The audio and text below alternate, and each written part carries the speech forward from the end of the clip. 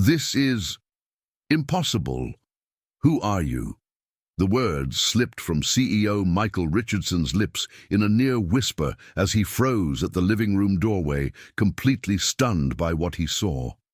There, at the heart of the billion-dollar storm threatening to sink his empire, his nanny, the same girl who played with his kids, was typing code he could barely comprehend.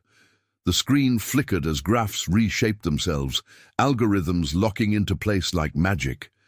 Sarah didn't even notice he was there. But in just 15 minutes, she saved $500 million, and it all started with a system error and a forgotten screen left open. This is the story of an unexpected genius who turned the game around with a single act. Have you ever seen someone everyone underestimated, and yet they shined anyway? Then go ahead and like, subscribe, and tap the to make sure you don't miss stories like this one. Now buckle up, because this story might just change the way you think about talent, destiny, and courage. Michael Richardson's mansion in Beverly Hills felt frozen in time. Inside, however, the crisis was boiling. The old home theater had been transformed into a war room, screens filled with collapsing graphs, tense voices echoing off the walls, and exhausted eyes scanning data. The best minds from his own company, along with top-tier consultants from Summit Logic and Quantum Track Solutions, were trying to stop a disaster that was spreading like wildfire, but nothing worked. "Michael, the servers are out of sync. The supply network's flying blind," the COO said, pale as a ghost. "The hubs aren't talking. We're sending the wrong shipments, or none at all." Michael didn't answer right away. He clenched his jaw and stared at the steep red curve on the screen, a plunging line that looked like it was trying to tear through the glass. It was more than numbers. It was his name, his legacy. In the next room, kids were laughing. Theo and Mia giggled between cushions, completely oblivious to the corporate meltdown unfolding just feet away. Sarah, sitting on the floor with them, could hear the words bleeding through the wall. Stock crash. Lost contracts. Global alert issued. Her face stayed calm, but her ears caught every word. It was as if some long, dormant part of her was slowly waking up. Michael rubbed his face hard. "We've run out of options. The Alpha Code team tried an emergency reconfig, but the core network froze." An analyst at the back added, "Kronos data refused to take it on. They said the system's at irreversible risk. Even with a 3-month task force, they couldn't fix it." The sentence hit the room like a death sentence. Richardson Tech wasn't just any company. Its servers powered operational intelligence for governments, industries, even hospitals. A logistics failure here meant disruption across thousands of interconnected systems. And the failure had begun. No one knew how to stop it. Internal alerts exploded like landmines. Missed deadlines, breach penalties, panicked shareholders dumping stocks. Sarah stood to grab a fallen toy, but her eyes landed on a blinking laptop screen in the adjacent conference room. Lines of scrambled code, failing connections.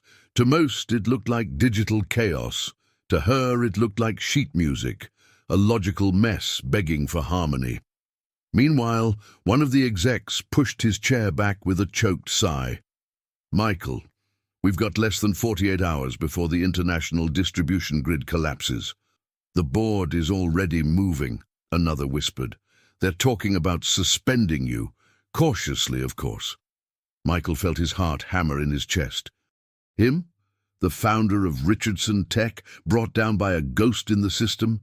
He stood up, rigid, focused. "Give me 5 minutes. Keep trying. Do whatever it takes." He left the room like a man running from a fire, but the smoke was still inside him. He walked straight to the kitchen, grabbed a mug, filled it with coffee, and stared into the dark liquid like it might hold an answer. It didn't.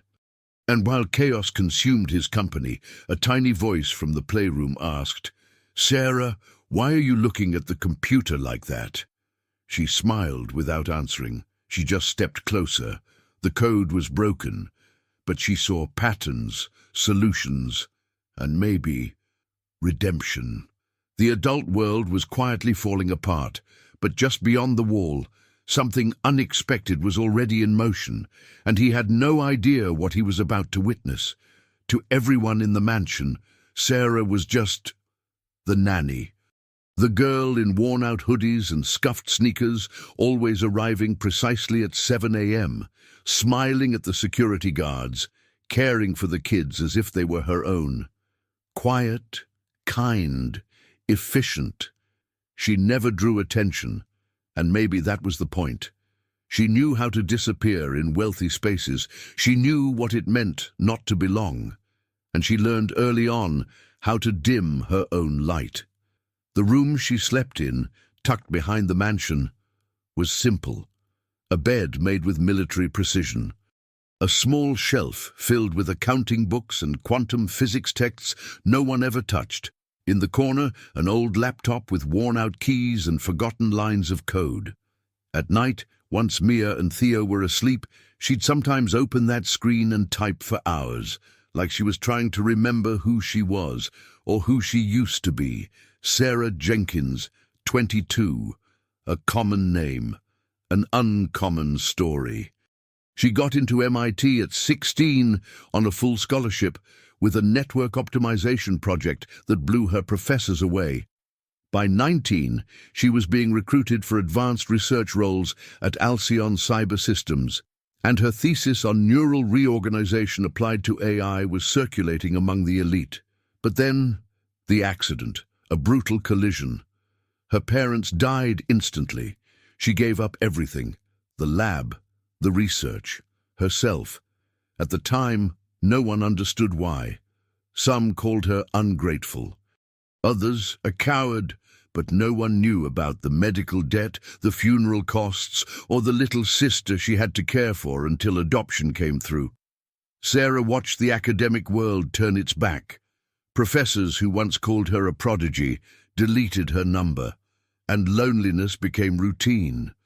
Becoming a nanny wasn't a choice, it was survival. Sarah bounced from short-term, low-paying jobs until someone randomly referred her to the Richardson position. Michael barely even interviewed her. She was calm, had clean references, and, above all, knew how to stay quiet.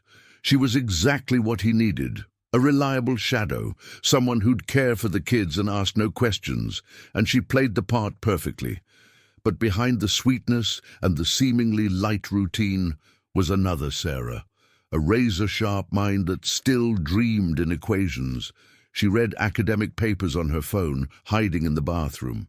She sometimes cried, remembering the class she would have taught that semester, the code she almost finished, the algorithm only she could understand.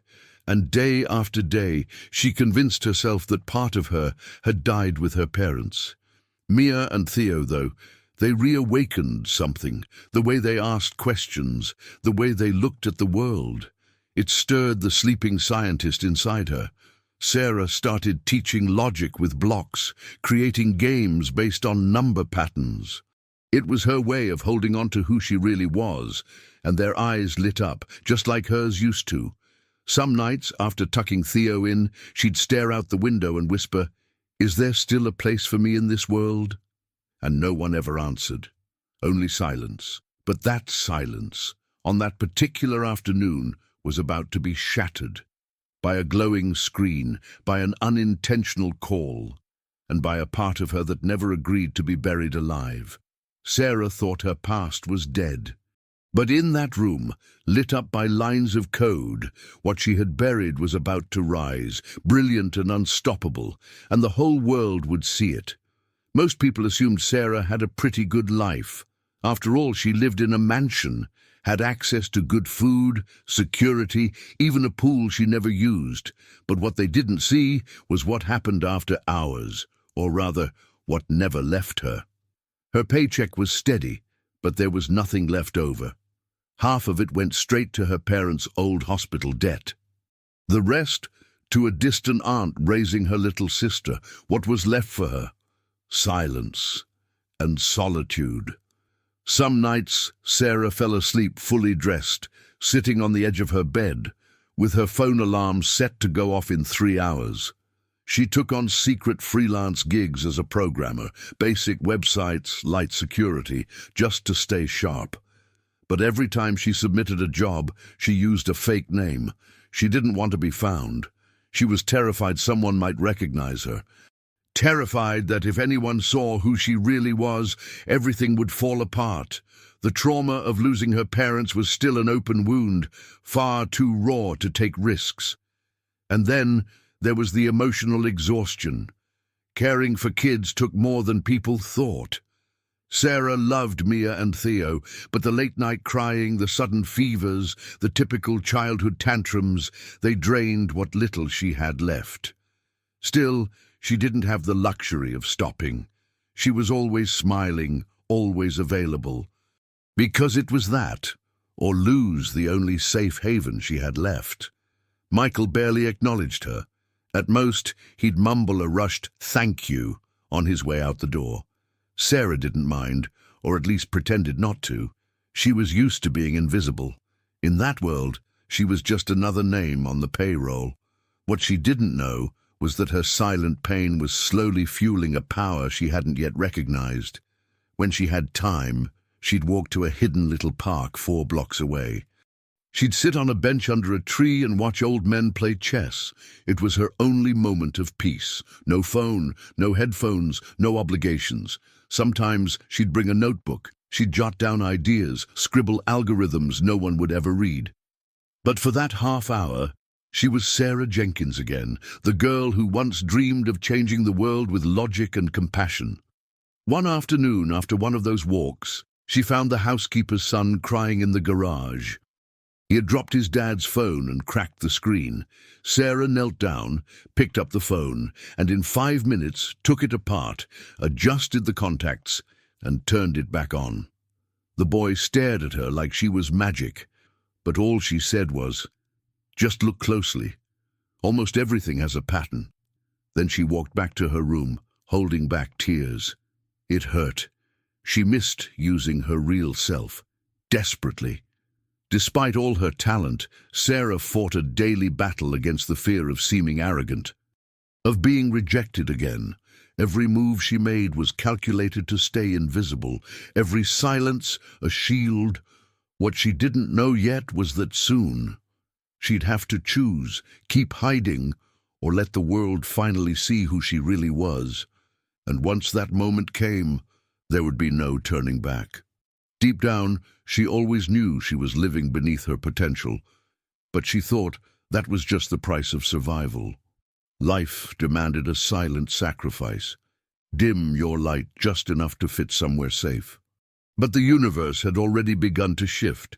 A single misstep, one forgotten line of code, and an unlocked laptop. That's all it would take to open a door. And even if she didn't mean to, Sarah was about to walk through it. She thought she was just watching over children, but fate had already cast her in another role, one she'd spent her whole life avoiding, until she couldn't anymore. Michael was drained. Dark circles under his eyes, voice slow and heavy, blazer tossed carelessly on a nearby armchair. "Just think of something, anything. I don't care if it's duct tape and hope."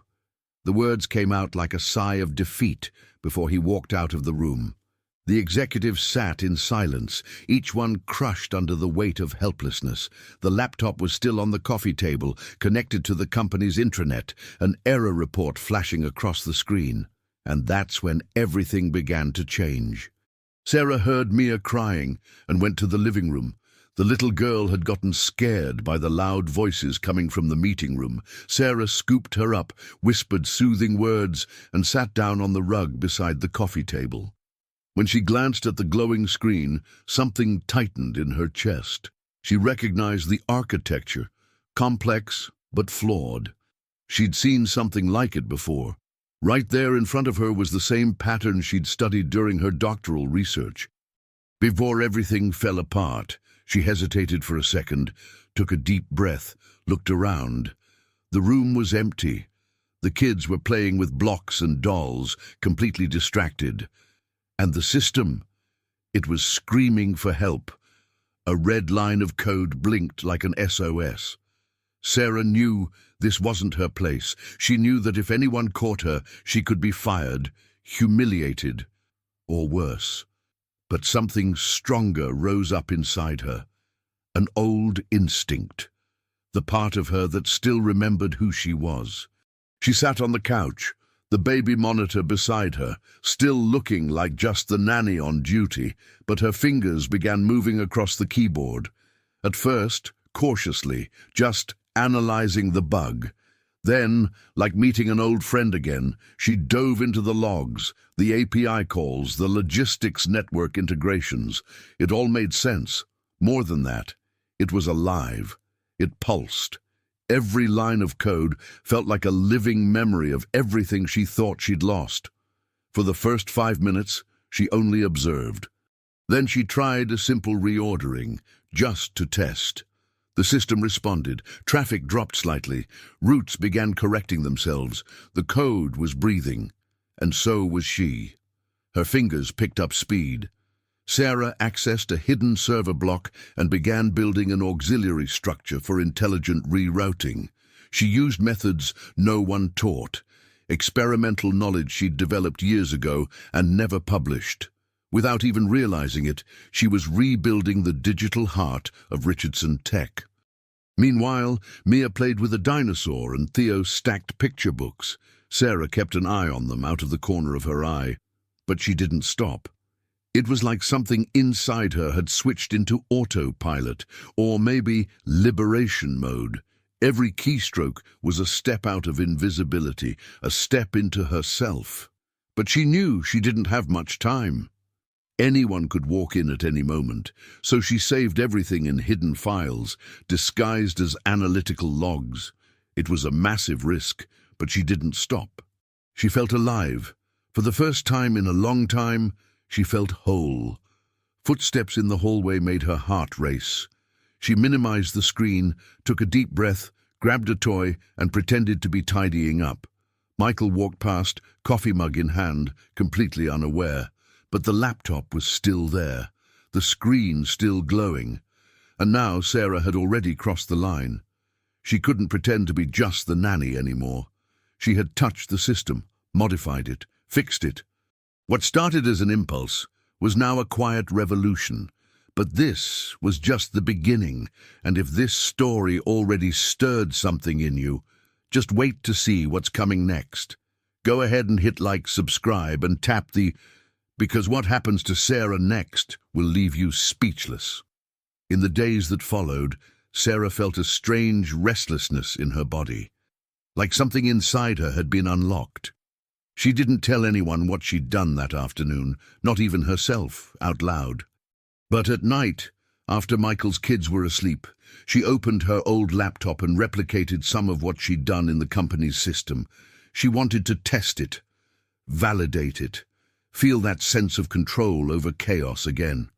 Theo started to notice. "Sarah, why do your eyes sparkle when you're on the computer?" She laughed it off, but her heart clenched. She had tried so hard to erase that part of herself, and now that it was surfacing again, it felt like rediscovering a memory of freedom and pain. Still, Theo stayed closer in the days that followed. He'd sit on her lap, watch her work, ask questions, and without realizing it, Sarah began to teach him. On the other side of the house, Michael was changing too. After the worst of the crisis passed, he started working from home, monitoring the technical reports more closely. But something was off. The data was stable, improving even. Instead of collapse, the system was quietly restructuring, and no one on the team could explain it. One analyst even commented, "Something's happening in the logs, like someone's building more efficient routes outside the official grid." One random morning, as Sarah prepared breakfast for the kids, Michael walked into the kitchen and for the first time in weeks stopped in front of her. "Do you like working here?" The question was blunt but curious. Sarah froze for a second. "I do. The kids are wonderful." He nodded, eyes flicking to the baby monitor on the counter. "My kids have been calmer since you got here, especially Theo. He talks a lot more now." Sarah smiled, unsure of what to say. That night, Theo made an unusual request. "Sarah, can I show you my secret?" She thought it would be a hidden toy, but he led her to the backyard and pointed to the sky. "Right there, that star. I asked it to watch over you when you're sad." She let out a breath that was half laugh, half sob. She knelt down and hugged him tight. "Thank you, sweetheart." And for the first time in a long time, she cried without hiding. Slowly, she started trusting again, in him, in the kids, in herself. She went back to drawing graphs, testing math models in her notebook. She even wrote a letter to MIT, but didn't send it. Not yet. It was like her courage was incubating, growing in silence. But every moment with Theo and Mia reminded her there was still time, still hope. One afternoon, Michael came home early from the office. He found Sarah teaching Mia how to solve a pattern puzzle. He stood there for a few seconds, unnoticed, just watching, and for the first time in months, he smiled. A small, almost invisible smile. But something inside him recognized it, a kind of brilliance that went way beyond appearances. That night, Sarah accessed the system again, but this time it wasn't just instinct, it was intention. She knew the system was responding well to her changes. She created a self-learning algorithm to reorganize demand flows, something no one had ever implemented successfully, and once again, it worked. The system was a living organism, and she was the doctor bringing it back to life. But as she grew inside the system, Michael's eyes started to open, and the next step would be inevitable. He'd find out everything, and nothing would ever be the same. Michael just wanted a cup of coffee. After days of chaos, he woke up with a pounding headache and a restlessness he couldn't name. He came downstairs barefoot, searching for silence, and maybe a little clarity in the bitterness of his brew. As the coffee maker hissed and gurgled, he walked past the living room and stopped, froze, his eyes locked on a scene that made no sense, or made too much. Sarah was sitting at the laptop he'd left on the table. Mia was asleep beside her on the couch, wrapped in a blanket. Theo was sketching in the background, but Sarah was typing like she was dancing, fast, fluid, precise. The screen lit up with a waterfall of green code, data flows he recognized from the company's logistics framework. But it was altered, simplified, optimized. How? He didn't move a muscle, just watched, trying to process what he was seeing. It was impossible. It was genius.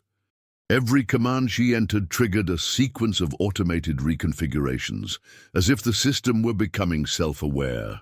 It was like witnessing the reverse engineering of a collapse, only backward. She was healing the system, line by line, patiently, and she had no idea he was there. Sarah's heart was racing. She was so absorbed she didn't hear him approach. The last blocks of code fell into place. The new distribution matrix worked. For the first time, the system simulated an optimization route with 100% accuracy. She paused for a moment, staring at the final numbers. Estimated savings, $500,000. She held her breath. Tears welled up in her eyes. And then she heard a voice. Sarah. She turned sharply, pale as a ghost. Michael stood in the doorway, coffee mug in hand, his expression unreadable. He took 2 slow steps forward, eyes never leaving hers. "Did you do this?" She tried to speak, but nothing came out. "Answer me. This code, this structure, this solution. Did you write it?" She nodded. Small, barely perceptible, but enough to hit him like lightning. Michael set the mug down firmly on the table. "Who are you?" The question came out in a low, stunned whisper, not angry, but shaken to his core. Sarah took a deep breath, unsure whether to run, apologize, or explain. She lowered her gaze. "I'm sorry. I saw the system frozen and I just wanted to help." "Do help?" He let out a disbelieving laugh. You just saved $500 million, and you're telling me you just wanted to help? The silence between them thickened, almost sacred. Michael stepped closer to the laptop and studied the report she had completed. It was perfect. More than perfect. It was revolutionary. And it made no sense. Not for a nanny. Not for someone whose last name he barely remembered until this morning. Sarah finally spoke, her voice trembling. I studied computer science at MIT, but I had to drop out after my parents died. Michael stared at her, and for the first time he really saw her. Not just a brilliant mind, but a cavern of grief and silence. And he felt ashamed that he'd never asked, that he'd never noticed. He ran a hand through his hair, exhaled deeply. Sarah, you're not who I thought you were, and I have no idea what to do with that. She just looked down. Neither do I. But deep inside, something told her there was no turning back now. The truth was out, and everything was about to change. The miracle had happened, but the next few minutes would determine whether it would be acknowledged or erased forever. Sarah couldn't think straight for the rest of the day. The system was safe now, the fix complete, buried beneath layers of encrypted folders. But it didn't matter anymore. Michael knew, and for the first time since she walked into that mansion, she felt exposed, vulnerable, seen, but also free. Something had been ripped from deep within her, something locked away since the day her parents were buried. She drifted through the house like a ghost. Mia and Thea were oblivious, still asking for snacks and hugs, and she gave them everything she could. But her mind was elsewhere. Her hands ached from the hours of typing, and her heart, it was thumping like it had just awakened from an emotional coma. It felt like she'd hacked her own destiny. That night, Sarah returned to her room, sat at her old laptop and opened the file of her abandoned thesis. She read every line as if rediscovering a lost piece of her soul. Her ideas were still there, brilliant, alive. She cried, not out of sorrow, but because she realized that part of her still existed, the part that dreamed, that created, that believed the world could be fixed with logic and courage. Meanwhile, Michael couldn't sleep. He spent hours rereading the code, comparing it to old team reports, and remembering a thesis he'd read years ago, something about optimized autonomous network simulations, written by someone named S. Jenkins, and suddenly, everything made sense. He was standing in front of one of the most gifted minds he'd ever encountered, and he had no idea what to do next. The next morning, Sarah woke up early. She made breakfast for the kids like always, but something in her face had changed. A quiet strength, a stillness that came from deep within. She didn't know what Michael would decide, but for the first time, she wasn't afraid, because now she remembered who she was, and she knew what she was capable of. As she poured cereal into Theo's bowl, she heard steady footsteps behind her. Michael walked into the kitchen. The tension in the air was thick, but he simply poured himself a coffee and sat down. He watched her for a long moment before speaking. "Did you sleep okay?" She gave a slight nod. "More or less." He took a sip and said straight to the point, "You saved my company yesterday." She didn't know what to say, just stood still, waiting for what would come next. "I want to talk to you. Today, in my office, officially." Sarah swallowed hard. "About what?" "About the future," he said, "and about who you really are." Then he stood up, like a man who had just asked the most important question of his life. Sarah stood frozen, her hands trembling, but it wasn't fear anymore. It was the weight of long-delayed choices now staring her in the face. She didn't know what would happen, but she knew she couldn't run from it. That afternoon, she got ready, tied her hair back, put on the only button-down shirt she had left, grabbed her old notebook filled with sketches and ideas, and when she climbed the stairs to Michael's office, she didn't go up as the nanny anymore. She climbed them like someone returning from exile, someone who had rebuilt herself with her own two hands. She wasn't a shadow in the background anymore. Now, she was the canvas being redrawn, and the world was about to find out that her greatest weapon was the one no one saw coming, herself. Michael Richardson's office was a fortress of glass and steel at the very top of the mansion. Modern, imposing, meticulously organized, just like the man himself. But that afternoon, something felt different. There was tension in the air. He had summoned all the top executives of Richardson Tech for an emergency meeting. No details, just one line. Be here by 4 p.m. Everything is about to change. Sarah walked in with steady steps, though her heart was racing. She wore a light blue button-down shirt, simple black pants, and her old sneakers. No theatrics. She didn't need them. The room was packed. Familiar faces, and others she only recognized from company press releases. As she entered, some frowned in confusion, others didn't even recognize her. But Michael stood up immediately, and that alone was the first shock. "Good afternoon," he said, his voice low and steady. "Today you're going to hear a story about collapse, brilliance, and invisibility." He turned his gaze directly to Sarah. "These past weeks, we've faced the biggest logistical breakdown in our company's history. And despite all our efforts, we failed." Silence gripped the room. He continued, "But someone didn't fail. Someone who was right here under our noses, who saw the problem and fixed it in minutes." The executives glanced at each other. One let out a nervous chuckle. "Who exactly are we talking about?" Michael took a deep breath.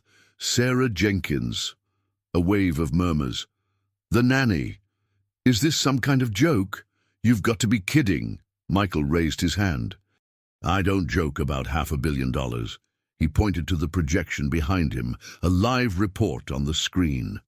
That solution was implemented by her. No team, no full access, no support. And yet, she fixed the system, saved $500 million, and protected our entire reputation." Sarah's legs trembled, but she stood tall. It felt surreal, but it was real. She had crossed the line. And now she stood at the center of the room, at the center of the truth. Michael turned his laptop around and opened an old file, a PDF with an MIT letterhead. "Do you recognize this name?" He zoomed in. "Sarah Jenkins, Project Distributed Intelligence with Self-Regulating Logistics. I cited this work in 3 lectures years ago, but I never met the author until yesterday." He looked at her. "She's the author."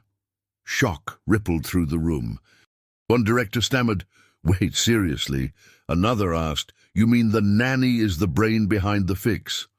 Michael nodded. "No, she's not just the brain behind it.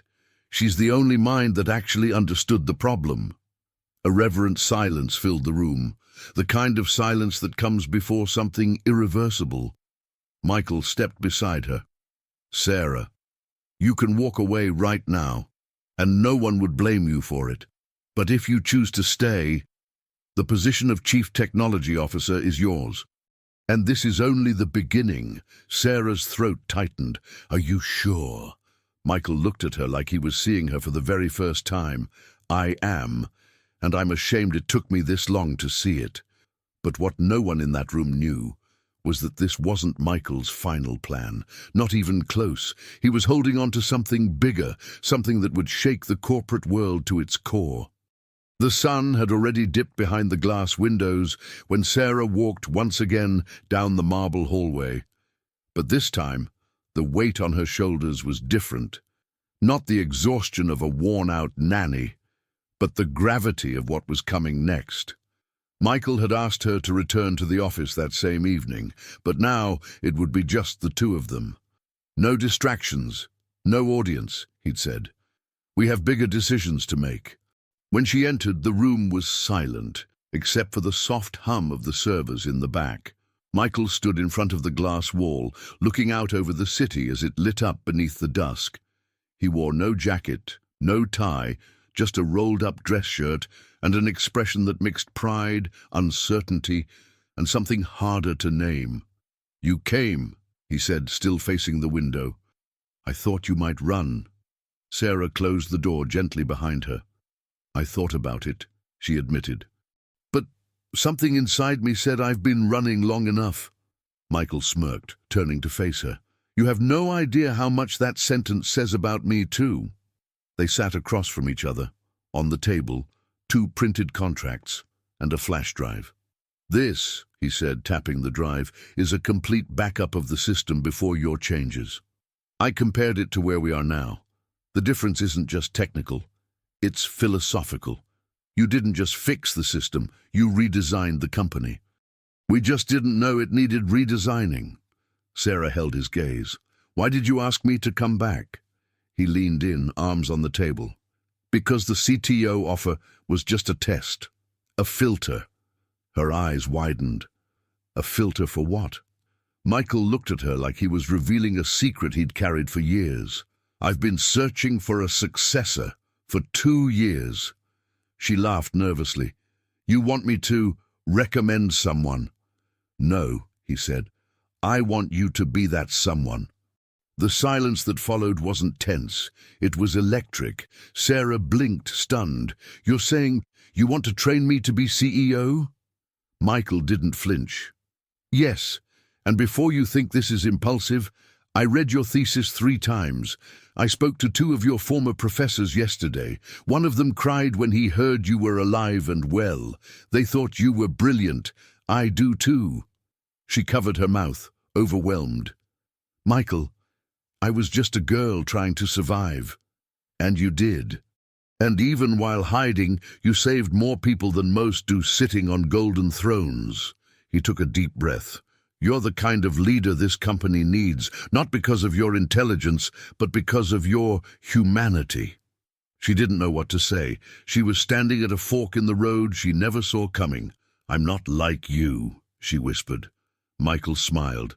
"Thank God." Then he slid the contract toward her.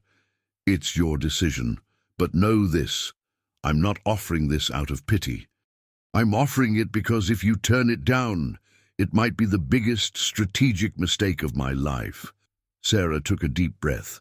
She looked at the paper and saw more than a signature line.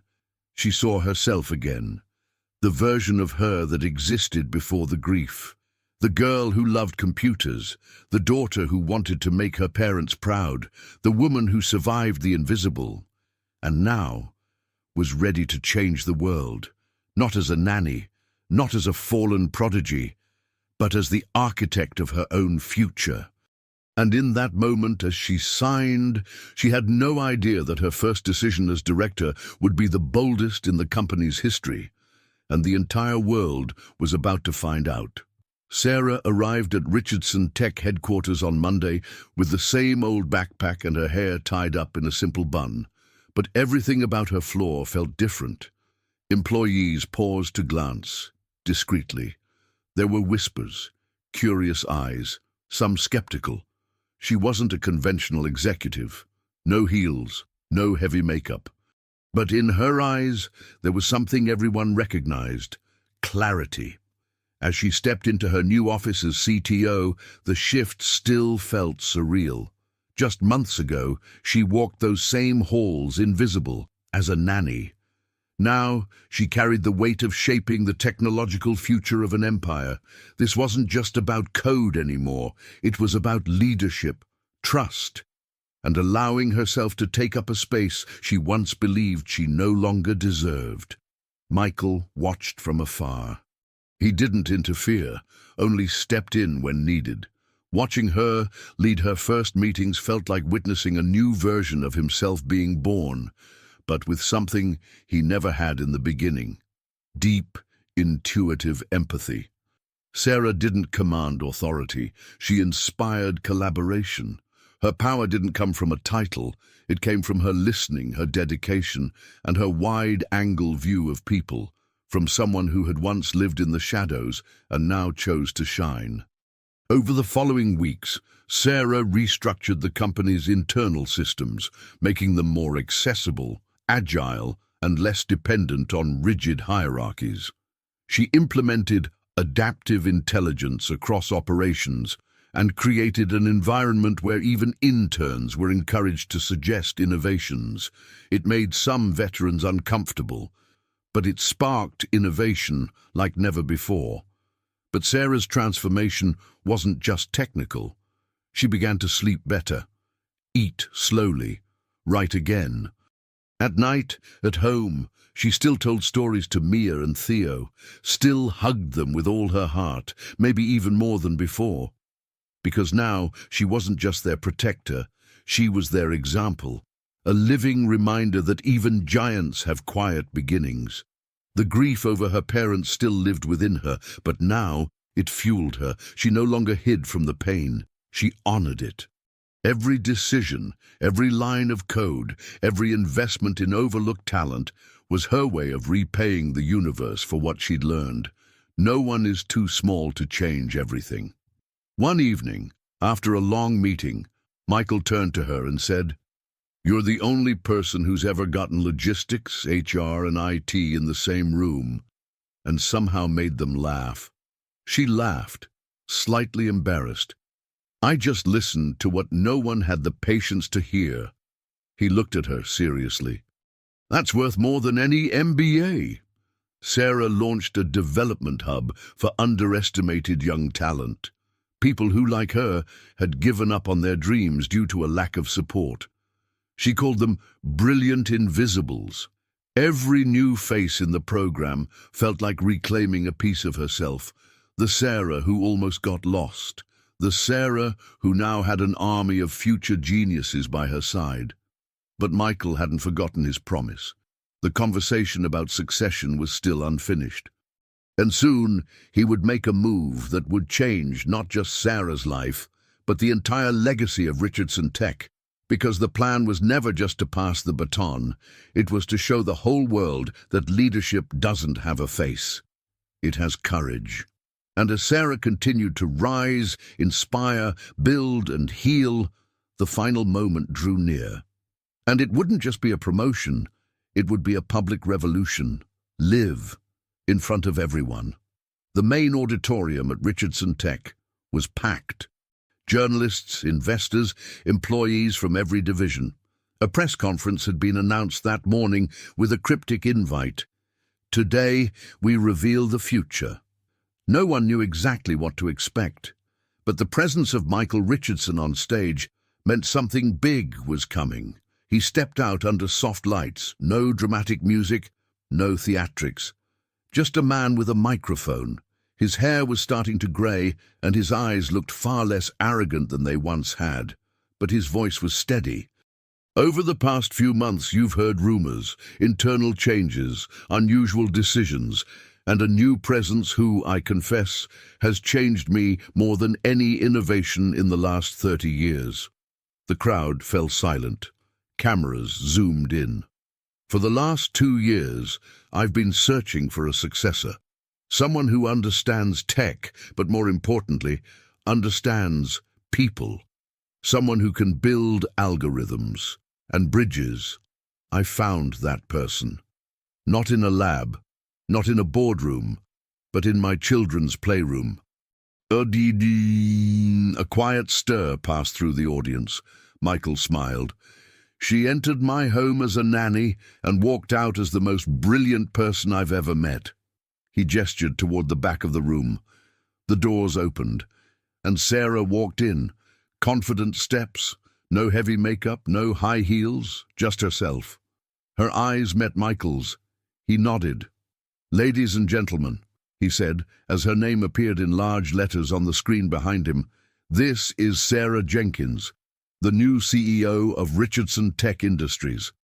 The reaction was immediate. Flashbulbs fired. Reporters surged forward. Employees applauded, some rising to their feet. Sarah stepped onto the stage, breathing shakily but without hesitation. The Sarah from 2 years ago would have fainted, but this Sarah was ready. "I never dreamed of this," she began, her voice trembling slightly. "I dreamed of other things. Of code that could change the world, of solutions no one saw coming. But I never imagined I'd have the chance to lead something this big, to transform not just systems, but lives. She paused. The silence was heavy, charged. Today, my first decision as CEO won't be about profits. It will be about humanity. She announced the creation of a foundation offering full scholarships to young talents in tech and science, especially those forced to quit due to tragedy or lack of opportunity. The Invisible Genius Foundation begins today, and my mission is simple, to make sure no one ever has to hide who they are just to survive. The applause was thunderous, emotional. Michael, standing at the edge of the stage, let a single tear fall. Pride, relief, redemption. Sarah looked at him, and her eyes said it all. "Thank you for seeing me." Later that night, back at the mansion, Mia ran up to her with a drawing. A woman in a red cape saving a robot. "It's you, Auntie Sarah," she said. And for the first time, Sarah believed it. Sometimes the world's most powerful systems don't just need fixing, they need people. People who've fallen, lost, loved deeply. People who know what it costs to rise again and choose to lead anyway. Do you know someone that brilliant, but who keeps hiding their light out of fear or lack of opportunity? Tell me in the comments below. I want to hear your story. And if this story touched you, don't forget to like, subscribe, and hit the for more stories like this one. See you in the next video.